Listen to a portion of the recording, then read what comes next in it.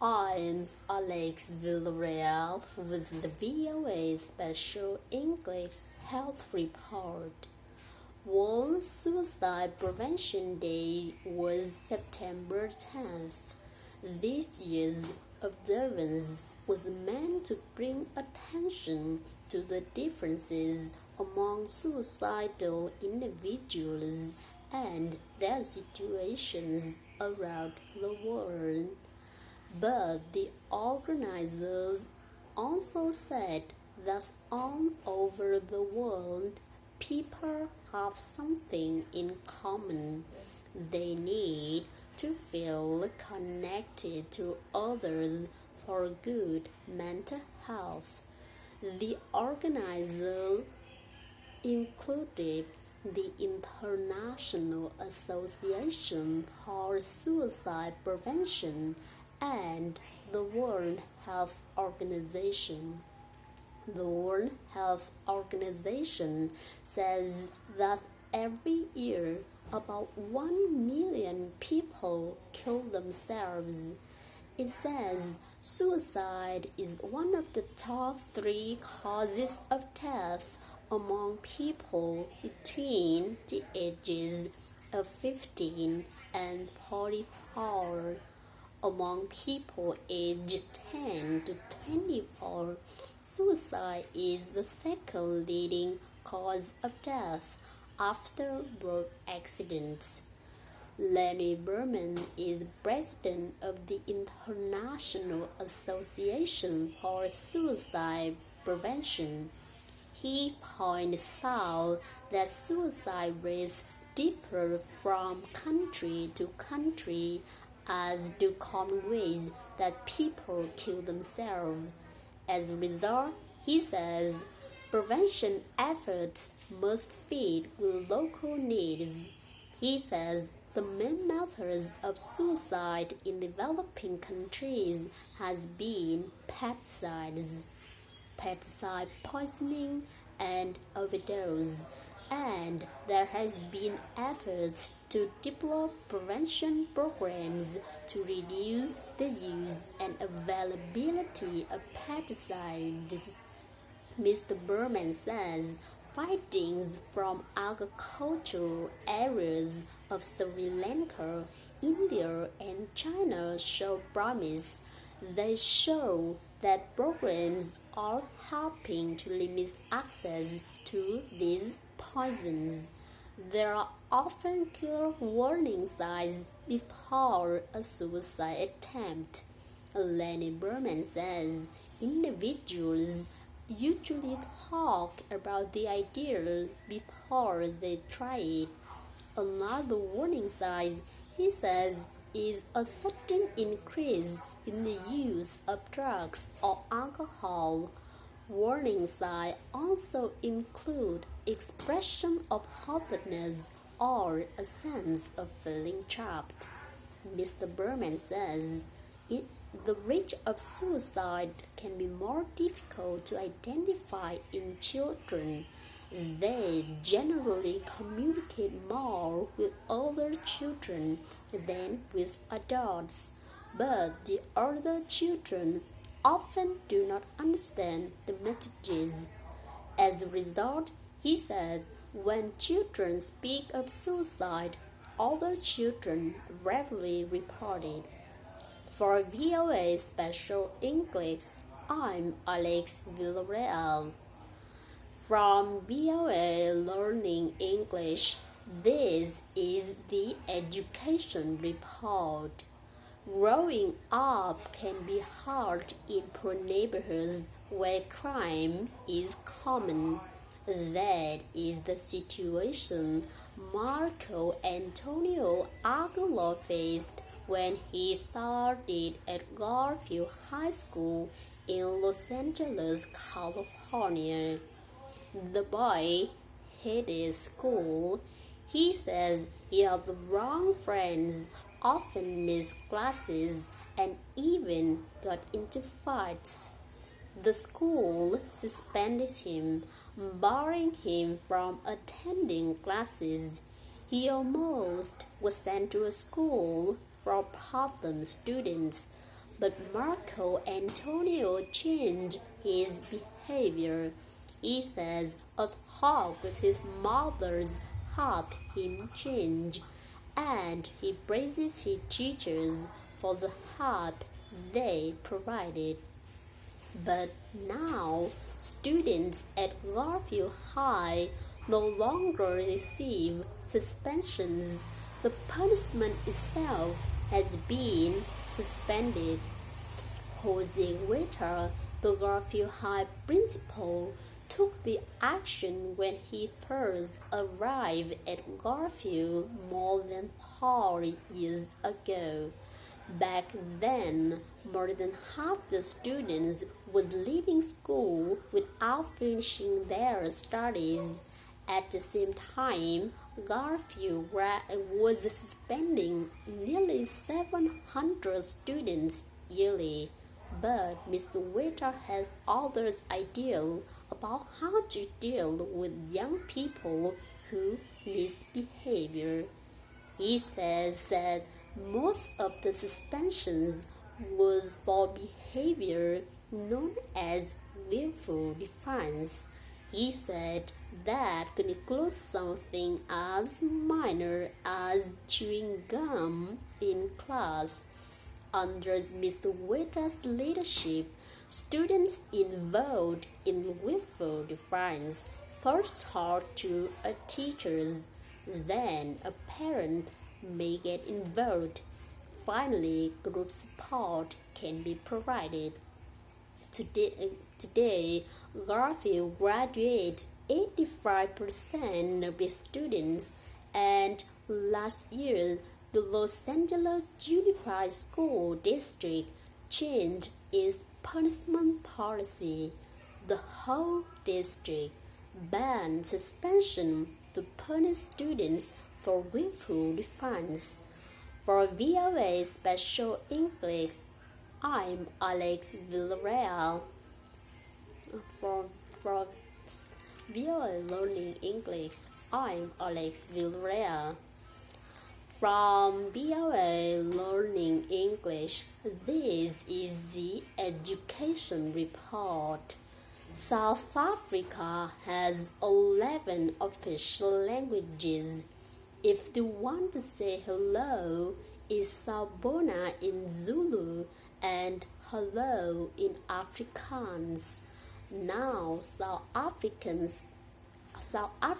school children may start using ni hao to say hello. The country's education ministry hopes to add Mandarin language classes in some schools. Mandarin is the official spoken language of China. This country is a major trading power for South Africa.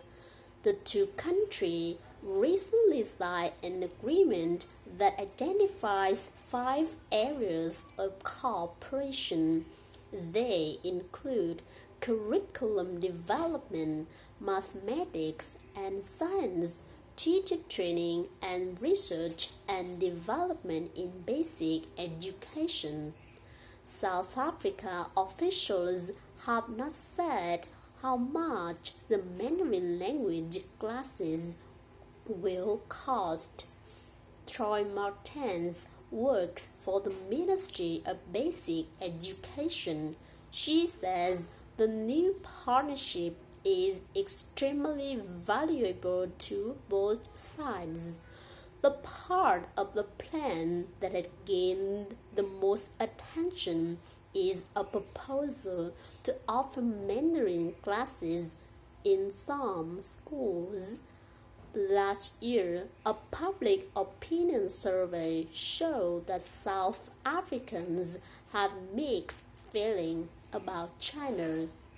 It found that 46% of South Africans said they dislike the spread of Chinese ideas and customs in their country, and 60% of South Africans said They dislike Chinese music, movies, and television. But Ms. Martin says trade with China is more important than those feelings. She said it is extremely helpful for South African students to learn about the Mandarin language and Chinese culture. And she said not every school will offer the language training. South Africa census officials have not said how many native Chinese speakers there are in the country. For VOA Learning English, I'm Alex Villarreal. I'm Alex from VOA Learning English. This is the Education Report. Recently, there has been increased efforts to make sure children in Africa get a good, strong education. But a new report says governments are losing about $129 billion every year on poor quality education. As a result, about 1 in 4 students from grades 1 to 9 across the nation no longer attend formal classes. From VOA Learning English, this is the Education Report. Recently, there has been increased efforts to make sure children in Africa get a good, strong education. But a new report says governments are losing about $129 billion every year on poor quality education. As a result, about 1 in 4 students from grades 1 in 4 students in poor countries cannot read a complete sentence. That represents about 175 million young people. The report comes from UNESCO, the United Nations Educational, Scientific, and Cultural Organization. It says poor teacher training and spending costs are just 2 of the reasons for schools failing. Pauline Rose, an education specialist, directed the report.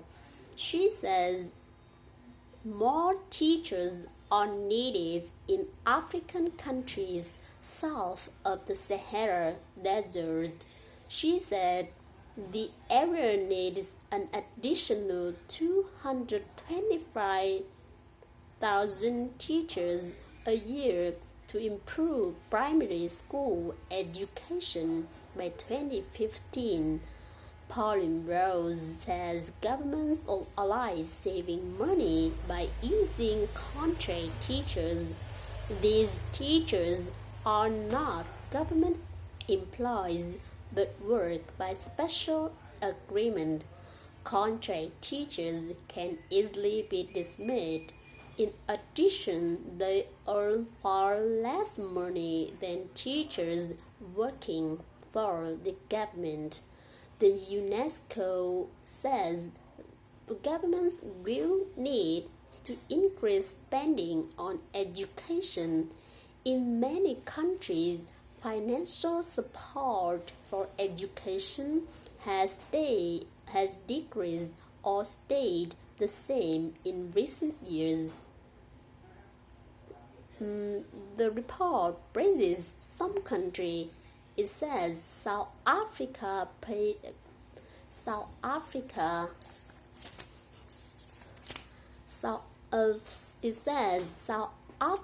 provides 6 time more money to teach students in areas with low education levels and high unemployment.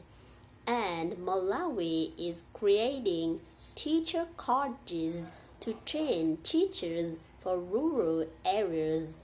For VOA Special Learning English, I'm Caroline Pasuiti. From VOA Learning English, this is the Education Report. The United Nations Children's Fund is appealing to international donors to help provide education money for Syrian school children. Safe places to learn, teachers and supplies are all lacking, and almost 2 million young Syrian students have dropped out of school. UNICEF says about 40% of students from grades 1 to 9 across the nation no longer attend formal classes. UNICEF spokeswoman Marisa Mercado says about half of those children are now refugees in Lebanon, Jordan, Iraq, and Turkey. In the northern city of Aleppo, for example, only 6% of children of school age are in classrooms.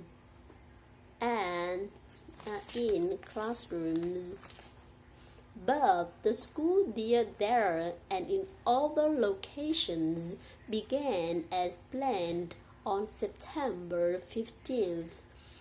Talk a military strike by the United States had caused uncertainty about starting classes, but schools opened after strike appeared less likely.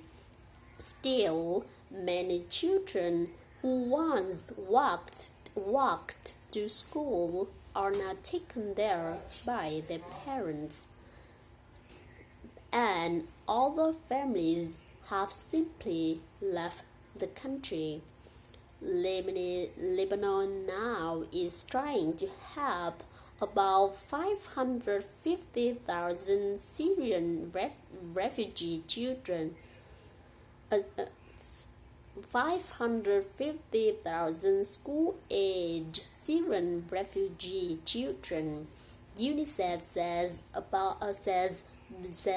the Lebanese public education system can take care of 3,000 Lebanese children. UNICEF is establishing schools for refugee children in buses. In Jordan, UNICEF says about 2/3 of 150,000 Syrian school-age children are not in school. In Iraq, UNICEF says about 9 out of 10 Syrian refugee children are out of school. Inside Syria, Ms. Mercado says the educational system has been torn apart. Both UNICEF and the Syrian government say about 3,000 schools have been damaged or destroyed. For VOA Learning English, I'm Alex Villarreal.